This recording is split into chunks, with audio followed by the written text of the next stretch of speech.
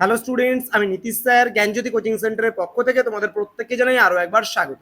তো স্টুডেন্টস, আজকে আমি তোমাদের সঙ্গে আলোচনা করব যে এনইপি থার্ড সেমিস্টারের মেজর থ্রি হিস্ট্রি নিয়ে আজকের ক্লাসটিতে আলোচনা করব। ওকে, ক্লাসটি শুরু করার পূর্বে তোমাদেরকে বলবো, যারা এখনো চ্যানেলটিকে সাবস্ক্রাইব করনি তারা অবশ্যই চ্যানেলটিকে সাবস্ক্রাইব করে পাশে থাকা বেল আইকন অল প্রেস করে দাও, যাতে নেক্সট টাইম থেকে কোনো ভিডিও আপলোড করলে তার নোটিফিকেশন সবার আগে তোমার কাছে পৌঁছে যেতে পারে।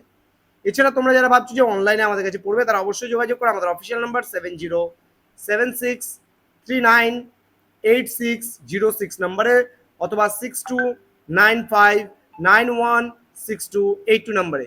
তোমাদের টোটাল কোর্স ফি রয়েছে, যারা থার্ড সেমিস্টারে পড়ছো পুরো প্যাকেজিং রয়েছে আমাদের 1199 টাকা। তো দেরি কিসের, আজই যোগাযোগ করো আমাদের জ্ঞানজ্যোতি কোচিং সেন্টারের অফিসিয়াল নাম্বারে। চলো শুরু করছি আজকের ক্লাসটা। আজকের আলোচনার বিষয় হচ্ছে মৌর্য যুগের বর্ণ এবং জাতি ব্যবস্থা সম্পর্কে আলোচনা করো। তো মৌর্য যুগের বর্ণ এবং জাতি ব্যবস্থা সম্পর্কে আলোচনা করার পূর্বে তোমাদের বলে রাখি যে তোমাদের কিন্তু পূর্ববর্তী যে ইতিহাস, সেই ইতিহাস সম্পর্কে কিন্তু আমাদের অবশ্যই অবগত হতে হবে।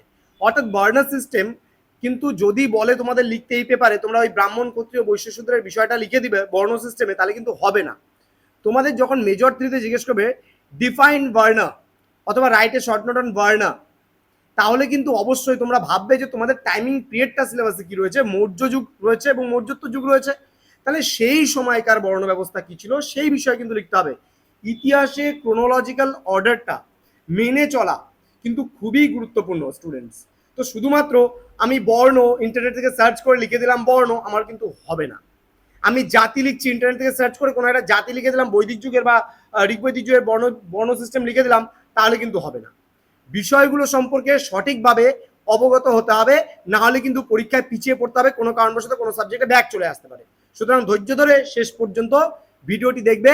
একমাত্র নর্থ বেঙ্গলের ওয়ান অ্যান্ড অনলি চ্যানেল এখনো পর্যন্ত আমি বলতে পারি যে জ্ঞানজ্যোতি কোচিং সেন্টার একেবারে নির্ভুল তথ্য তোমাদের পরিবেশন করে থাকে, এবং যদি কিছু ভুল হয়ে থাকে সম্ভবত সেই ভুলের শতাংশটা খুব কমই। আমরা যদি বলি যে 1 to 2% ভুল হয়তো আমাদেরও হতে পারে, বলছি না মানুষ মাত্রই ভুল হতে পারে, কিন্তু আমরা একেবারে অনিচ্ছাকৃত, মানে ভুল হলে সেটা ইচ্ছাকৃত নয়, একেবারে অনিচ্ছাকৃত ভুল কিন্তু আমাদের সেটা হতে পারে। কিন্তু বাদ বাকি যা ইনফরমেশন আমরা সঠিকটাই দেওয়ার চেষ্টা করি সবসময় স্টুডেন্টদের। ওকে, চলো বর্ণ ও জাতি কি বলেছে দেখো। আমরা জানি ঋগ্বৈদিক যুগে সমাজে কিন্তু দেখি আমরা মূলত 4টা বর্ণের অস্তিত্ব কিন্তু আমরা দেখি, কিন্তু পূর্বের মতোই কিন্তু কৌটিল্য তার অর্থশাস্ত্র গ্রন্থে বলেছেন যে পূর্বের মতোই কিন্তু যে এই মৌর্য সমাজে ব্রাহ্মণ ক্ষত্রিয় বৈশ্য শূদ্র এই চতুর্বর্ণের অস্তিত্ব কিন্তু ছিল। অর্থাৎ বর্ণ বলতে পেশার ভিত্তিতে আমরা ঋগ্বৈদিক সমাজে যে 4টা বর্ণ দেখতে পাই, ব্রাহ্মণ ক্ষত্রিয় বৈশ্য শূদ্র, সেটা কিন্তু পরবর্তী যুগেও কিন্তু প্রচলিত ছিল। অর্থাৎ এই যুগে কিন্তু সমাজে কিন্তু প্রচলিত ছিল। ব্রাহ্মণদের কাজ কি ছিল? পূজা অর্চনা করা, যাগযজ্ঞ করা। ক্ষত্রিয়দের কাজ কি ছিল? দেশ শাসন করা, দেশ রক্ষা করা। বৈশ্যদের কাজ কি ছিল? ব্যবসা বাণিজ্য করা। এবং শূদ্রদের কাজ ছিল ওপরের যে 3টে বর্ণের কথা আমি বললাম, ব্রাহ্মণ ক্ষত্রিয় এবং বৈশ্য, এদের কিন্তু সেবা করা। এবং কি বলছে, শাস্ত্র কর্তৃক তাদের কর্মও কিন্তু নির্দিষ্ট ছিল, সেই কর্মগুলো আমি বলে দিলাম। এবারে চতুরাশ্রম প্রথাও কিন্তু এই যুগে প্রচলিত ছিল, যেমন ব্রাহ্মচর্য, গাহস্থ, বানপ্রস্থ, সন্ন্যাস, সেটা পূর্বের যুগের মতো এই যুগেও প্রচলিত ছিল। এবার এই যুগে বৈশ্য এবং শূদ্রদের অবস্থার কিন্তু পরিবর্তন কিছুটা ঘটেছিল এই মৌর্য যুগে। বৈশ্যরা এই সময় ব্যবসা বাণিজ্যের মাধ্যমে আর্থিক সমৃদ্ধি লাভ করেছিল।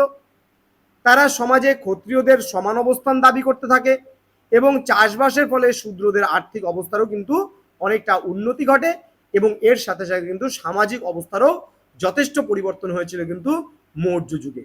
ওকে, এইবার আমরা জানবো এই যুগে জাতি ব্যবস্থা সম্পর্কে একটু জেনে নেব। কি বলেছে দেখো, গ্রিক দূত মেগাস্তিনিস তার ইন্ডিকা গ্রন্থে ভারতীয় সমাজে 7টি জাতির অস্তিত্বের কথা বলেছে। আমি আগে তোমাদের ইন্ডিভিজুয়ালি ভাবে বর্ণ সিস্টেম জাতি কিন্তু পড়িয়েছিলাম, কিন্তু আজকে মৌর্য যুগের আমি বর্ণ জাতি একসঙ্গে কিন্তু এই কোশ্চেনটা পড়াচ্ছি এই কারণে যে এটা তোমাদের 6 নম্বরের জন্য আসতে পারে। তো এগুলি কি কি? এগুলি হলো দার্শনিক রয়েছে, কৃষক রয়েছে, শিকারী ও পশুপালক রয়েছে, কারিগর রয়েছে, সৈনিক রয়েছে, পরিদর্শক ও বা গুপ্তচর রয়েছে, এবং মন্ত্রণাতা এবং সম্পত্তির মূল্য নির্ধারণকারীও কিন্তু রয়েছে।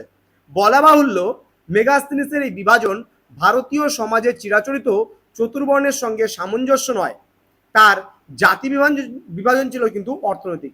তাহলে জাতির ভিত্তিতে কিন্তু মেগাস্থেনিস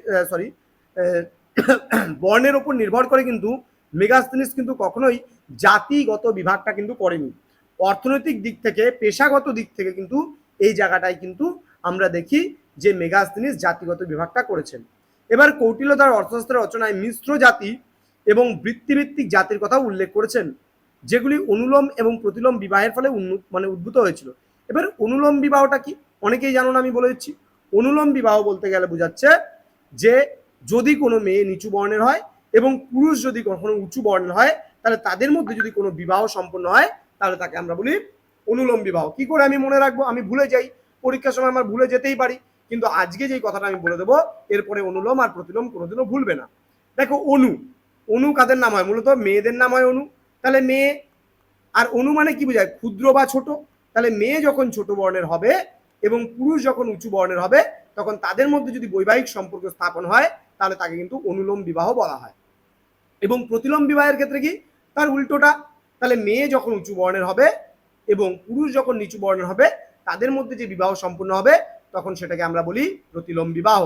এই অনুলোম এবং প্রতিলোম বিবাহের ফলে কিন্তু সোসাইটিতে মিশ্র জাতি এবং পঞ্চম বর্ণের উদ্ভব হয়েছিল। এই আমলে বিভিন্ন বৃত্তিমূলক জাতির মধ্যে কি কি ছিল? কৃষক ছিল, গোরক্ষক ছিল, বেনুকারু ছিল মানে বেদ শিল্পী, চর্মকার ছিল, চিকিৎসক ছিল, নাপিত ছিল, ধীবর ছিল। ধীবর বলতে জেলে যারা মাছ ধরে তাদেরকে আমরা ধীবর বলি। তো এই বিষয়গুলো সম্পর্কে তোমাদের অবগত হতে হবে, জানতে হবে। ডিটেলসে আজকের ক্লাসটা আলোচনা করলাম মৌর্য যুগের মানে বর্ণ এবং জাতি সম্পর্কে। আশা করি আজকের ক্লাসটা বুঝতে পেরেছো। ক্লাসটি ভালো লাগলে অবশ্যই লাইক, কমেন্ট, শেয়ার, সাবস্ক্রাইব করে আমাদের পাশে থাকবে। বন্ধুদেরকে বলবে আমাদের মানে ইউটিউব চ্যানেলটিকে সাবস্ক্রাইব করে পাশে থাকার কথা। এবং তোমরা যারা অনলাইনে আমাদের সঙ্গে এখনো পর্যন্ত যুক্ত হওনি কিন্তু যুক্ত হতে চাইছো, তারা অবশ্যই যোগাযোগ করো আমাদের অফিসিয়াল নাম্বারে। এছাড়া তোমরা আমাদের অফিসিয়াল ইউটিউব মানে ওয়েবসাইট রয়েছে, ভিজিট করতে পারো। তোমরা সরাসরি যদি www.জ্ঞানজ্যোতি.info লিখে সার্চ করো তাহলে সরাসরি আমাদের ওয়েবসাইটে পৌঁছে যেতে পারবে। এছাড়া আমাদের নীল সিনেমা নামে ইউটিউব চ্যানেল এবং ওয়েবসাইট দুটোই কিন্তু রয়েছে। দেখা হচ্ছে তোমাদের সঙ্গে আরো একটা নতুন ভিডিও নিয়ে। তোমরা প্রত্যেকে ভালো থেকো, সুস্থ থেকো। Thank you so much. Thank you watching after all. Thank you.